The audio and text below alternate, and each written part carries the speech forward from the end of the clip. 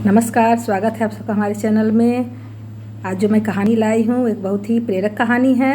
हम लोग कभी कभी देखते हैं ऐसा कि कुछ व्यक्ति बाहरी दुनिया के हाव भाव से, दिखावे से, चमक दमक से अधिक प्रभावित होते हैं और वो इतने प्रभावित होते हैं और इतने आकर्षित होते हैं कि वे अपनों का साथ छोड़ने से भी नहीं हिचकिचाते और इसका उन्हें बहुत ही बुरा परिणाम भोगना पड़ता है। तो आइए चलते हैं कहानी की ओर। एक युवक बहुत ही आधुनिक विचारों वाला था और वह चाहता था कि उसका विवाह भी वैसे ही आधुनिक विचारों वाली लड़की से हो, परंतु उसके माता पिता एक सामान्य परिवार से संबंध रखते थे तो उन्होंने वैसे ही एक सामान्य परिवार की सुंदर और सरल युवती से उसका विवाह किया।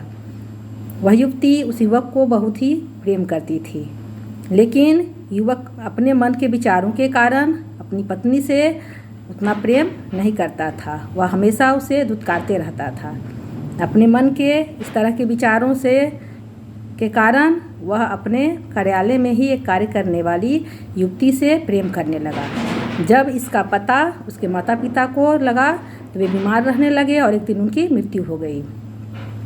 अब इस युवक को लगा कि कोई उसे रोकने वाला नहीं है। तब उसने अपने उस कार्यालय की युवती से शादी करने का मन बनाया। तभी उसे एक भयंकर बीमारी हो गई। वह बहुत ही बीमार रहने लगा। जब इसका पता उसके कार्यालय वाली लड़की को चला तो उसने उसे छोड़ करके किसी और युवक से विवाह कर लिया और वह युवक बहुत ही परेशान रहने लगा। लेकिन जब उसके बीमारी का पता उसकी पत्नी को चला तो वह आई उसके पास और उसकी सेवा में लग गई। उसके लाख मना करने के बावजूद भी उसकी पत्नी ने उसकी खूब सेवा की और उसे स्वस्थ बनाया।